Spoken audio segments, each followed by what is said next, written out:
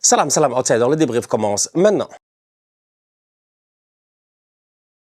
Le Barça l'emporte aujourd'hui 3-1 à l'extérieur sur le terrain de Elche. Franchement, belle performance de la part des Coolers. Le problème, il est simple, c'est que si on s'en tient que au résultat, que au 3-1, que aux chiffres que tu vois sur le tableau final, tu as envie de dire top performance de la part du Barça. Ils se sont gérés, ils ont gagné à l'extérieur aujourd'hui face à Elche. Ils sont allés chercher les 3 points, c'est important. Ils mettent la pression sur le Real Madrid, blablabla, blablabla. C'est ça que tu as envie de dire. Mais le problème, il est simple, c'est que le match ne s'est pas déroulé comme cela. Parce que le Barça marque après la 6e minute de jeu. Il n'y a aucun problème, les gars se gèrent. C'est un ballon en profondeur pour Lamine Yamal. La défense de Elche, elle est mal positionnée. Lamine Yamal, ces derniers temps, franchement, je pense qu'on peut le saluer. C'est un Lamine Yamal qui est à la hauteur de son talent. Parce que le problème, il est simple, c'est que quand Yamal, il ne se gère pas, on le dit. C'est vrai, on va le traiter de tocard, on va dire Yamal ne sait pas gérer, il fait trop l'enfant, machin, il fait la star, tout ça et tout. Sauf qu'on ne parle jamais des trains qui arrivent à l'heure. Lamine Yamal, ces derniers temps, c'est un train qui arrive à l'heure. Il n'y a pas de retard, il n'y a pas de problème, il n'y a pas de congestion, il n'y a pas de problème de trafic ou de quoi que ce soit. C'est un Lamine Yamal qui se gère. C'est-à-dire que si tu l'attends à 10h10, à 10h09 même, il est là. C'est ce qui se passe en ce moment.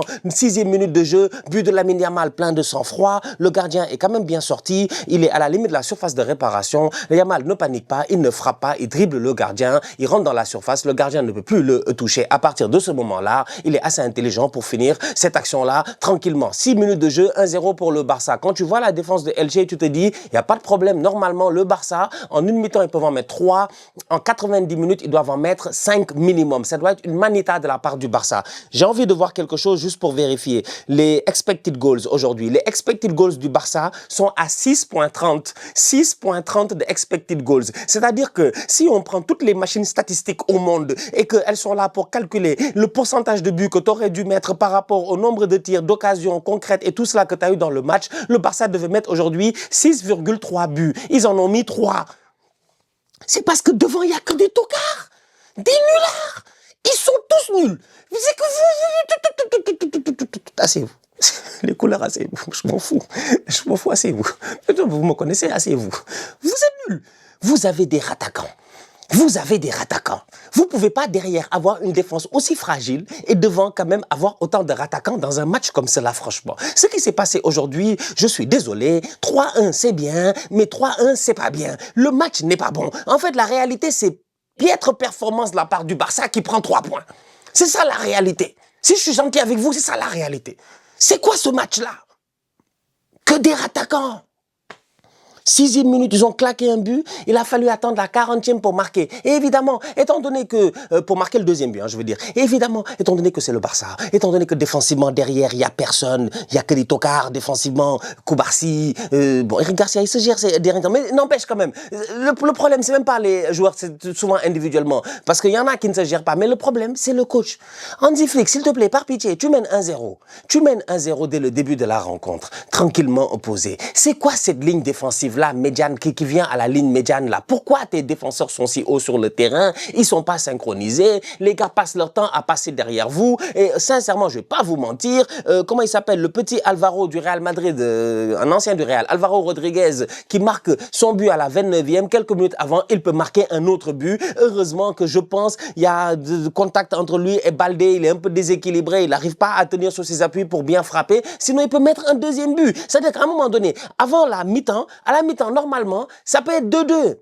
Ça peut être 2-2, je dis. Et c'est pas normal. Mais de la même manière que ça peut être 2-2, à la mi-temps, ça peut être 5-2 pour le Barça. Ou 5-1 pour le Barça. Tellement ils se sont créés des occasions. Il va falloir qu'à un moment donné, cette équipe-là, si défensivement, elle prend autant de risques, si défensivement, ils sont aussi vulnérables, et j'arrête pas de le dire, ils sont vulnérables face à Celta Vigo, Elche, machin, que des gars de Liga. Vous connaissez la Ligue des Champions, vous connaissez les équipes que vous devez taper pour gagner la Ligue des Champions. L'année passée, vous vous rappelez ce qui s'est passé face à l'Inter et tout cela. Tu as besoin de défenseurs qui sont non seulement solides dans le match, mais en plus ça, qui sont sereins. Mais ce Barça-là, défensivement, il n'y a aucune sérénité. Le petit Alvaro, chaque fois qu'il avait le ballon, j'avais peur. Je me suis dit, ils vont claquer un but. Ils vont claquer un but. Ils vont claquer un but. Heureusement pour le Barça qu'ils en ont mis qu'un seul.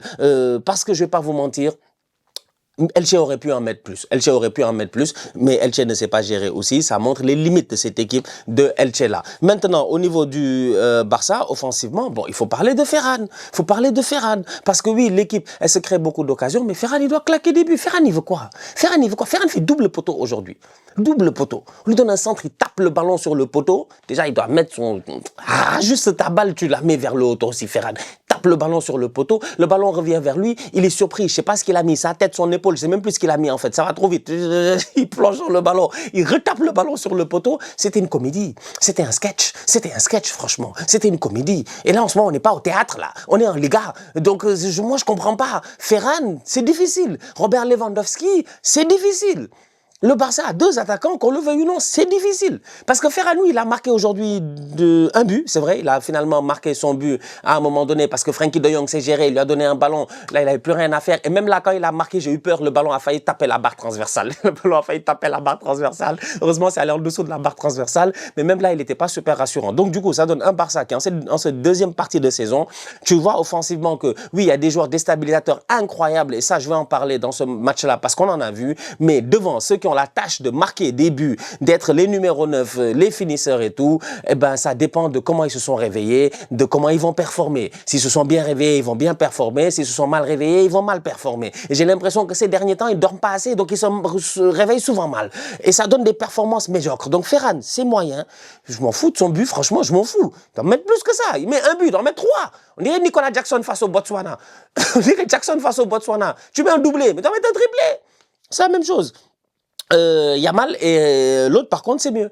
Yamal et Rafinha c'est mieux. Yamal et Rafinha franchement c'est mieux. Rafinha en un contre un il est trop dangereux. À un moment donné il a pris un gars, il a fait papa, il a laissé le gars, lui c'est un Brésilien, il casse des reins. Lamine Yamal c'est la même chose, il a sorti une top performance. De la même manière que cette semaine je pense en Ligue des Champions, il me semble il a été homme du match. Là encore il est homme du match, il n'arrête pas d'enchaîner les prestations d'homme du match. En l'absence de Pedri, le leader vraiment technique de cette équipe là, ça reste Lamine Yamal et franchement sur le terrain il est en train de se gérer. Il est non seulement buteur aujourd'hui et il est presque passeur décisif sur le but de Marcus Rashford. Cependant, comme ce ballon a été touché par le défenseur, je pense que la passe décisive lui est enlevée. Mais on peut dire un Lamine Yamal au top de sa forme. Dani Olmo, très bon match de sa part aussi, je pense. Globalement parlant, pour moi, il fait son match.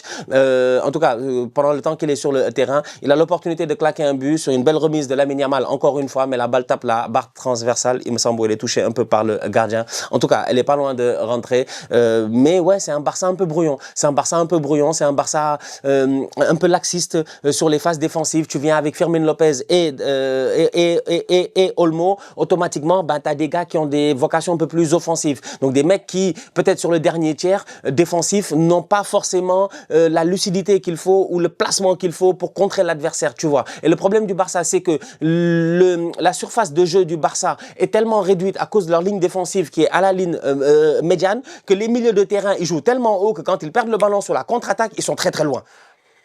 C'est vrai. J'ai essayé de... Ok, faites pause, revenez en arrière, réécoutez ce que j'ai dit parce que je ne peux pas le redire en fait. C'était trop clair une fois dans ma tête, je ne pense pas que je suis capable de le redire. Mais bref, il y a ce problème-là. Il y a réellement ce problème-là. Et quand tu n'as pas Eric Garcia qui est forcément devant la défense, comme de temps en temps il a eu à l'être, et qu'il y a un vrai défenseur central ou quoi que ce soit, ben, ça donne un Frenkie de Jong qui... C'est compliqué, c'est compliqué. Tout seul là, c'est pas Frenkie qui va tenir ton milieu défensif et puis tout cela, c'est un peu compliqué, tu vois. Donc... Voilà. Victoire 3-1. Ils ont fait le boulot, ils sont gérés. Ils n'ont pas été des tocards. Ils sont allés chercher leurs 3 points. C'est tout à leur honneur. C'est bien. Voilà, c'est bien, c'est bien. Je ne peux pas dire c'est excellent. Juste envie de dire c'est bien. Belle rentrée de la part de Marcus Rashford, buteur. Bon, voilà, c'est pertinent. Bernal, j'attends encore plus. La dernière fois, c'était bien. Là, c'est un peu moins bien. Donc, j'attends encore plus de la part de Marc Bernal et tout. Donc, Araujo, il continue à rentrer juste pour la décoration. Je sais pas. Moi, je vous l'ai dit en début de saison. Je vous l'ai dit après, durant la saison. Je vous le redis encore une fois. Vous n'avez pas le choix, évidemment. On est le 31 janvier. Vous n'avez pas le choix. Le mercato est terminé dans quelques heures. Vous allez devoir faire avec Araujo. Donc, tant qu'Ayed fait le jouer un tout petit peu, qu'il prenne de la confiance en espérant qu'au moment décisif de la saison, il va pas se faire dépasser par Acerbi. Hein, Ronald. En tout cas. Donc ouais, non, il faut vraiment... je pense qu'il va falloir que Si, quitte à jouer avec cette ligne défensive si haute que ça fait 1 an et demi, il vous faut un vrai 6.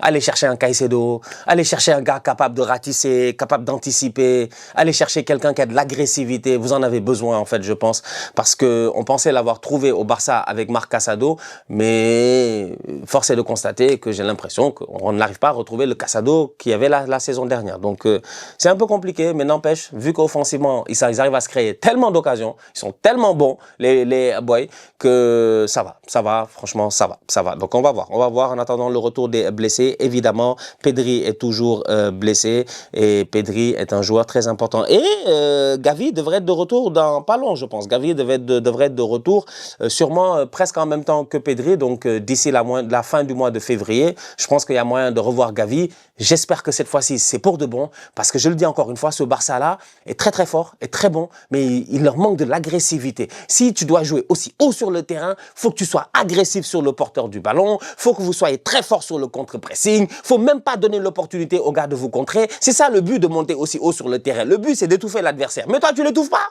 Vous montez, les gars, tac, tac, tac, ils passent derrière vous, ils vont claquer leur but. C'est pas sérieux. Pas sérieux. Donc, mais sinon, c'est top. C'est top. Victoire 3 du Barça en attendant de voir ce que va faire le Real d'Arbeloa ce week-end. Bon, avec le Real, tout est possible. Donc, le Barça, c'est géré. La famille, on se capte très bientôt pour une nouvelle vidéo. D'ici là, on continue à liker, on continue à partager. On s'abonne. On est ensemble, on reste en santé. Toujours le plus important. Tous outsiders.